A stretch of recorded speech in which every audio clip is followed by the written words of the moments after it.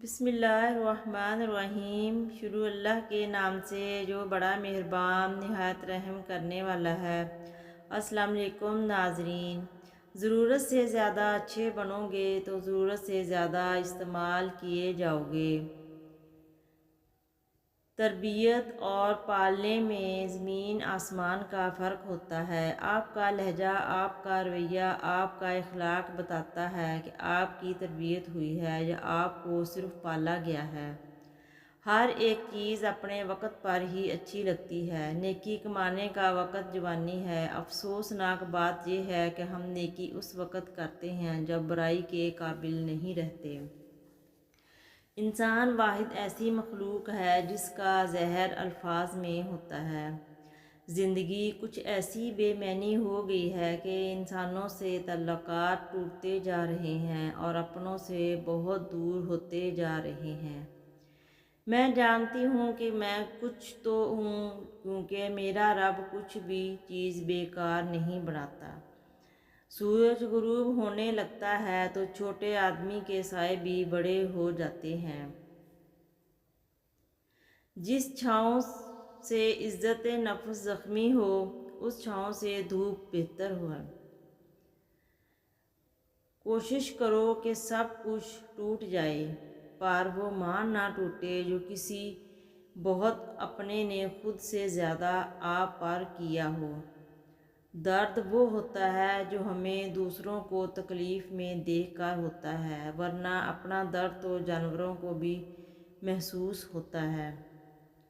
آپ عورت کے ساتھ کتنی بھی عقل اور دانش کی بات کریں، کیسے بھی دلیل دیں، کیوں نہ دیں، اگر اس کی مرضی نہیں تو وہ آپ کی بات سے کبھی متفق نہیں ہوگی۔ ایک دن ہم سب ایک دوسرے کو یہ سوچ کر کھو دیں گے کہ جب وہ یاد نہیں کرتا تو میں اس سے کیوں یاد کروں۔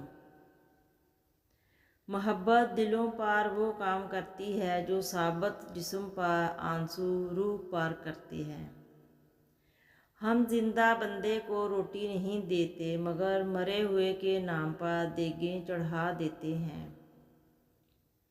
جو اپنی غرض کے لیے تم سے دوستی رکھے اس کی دوستی سے ہٹ جاؤ۔ محبت اور اداسی۔ محبت سے غم اور اداسی ضرور پیدا ہوگی، وہ محبت ہی نہیں جو اداس نہ کر دے۔ زندگی کبھی کبھی ایسی ٹھوکر مارتی ہے کہ انسان سیدھے سجدے میں جا کر گرتا ہے۔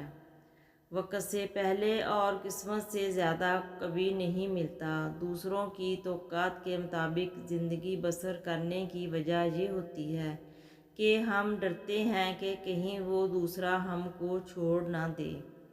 جب انسان اندر سے مر جاتا ہے تو وہ حد سے زیادہ خوش اخلاق ہو جاتا ہے۔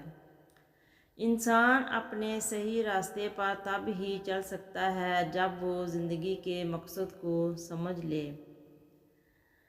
رب کی تقسیم سے اختلافات رکھنا حسد ہے۔ ایک بات ہمیشہ یاد رکھو، تم ان لوگوں کے غلام ہو جن سے تم اپنی تاریخ سننا چاہتے ہو۔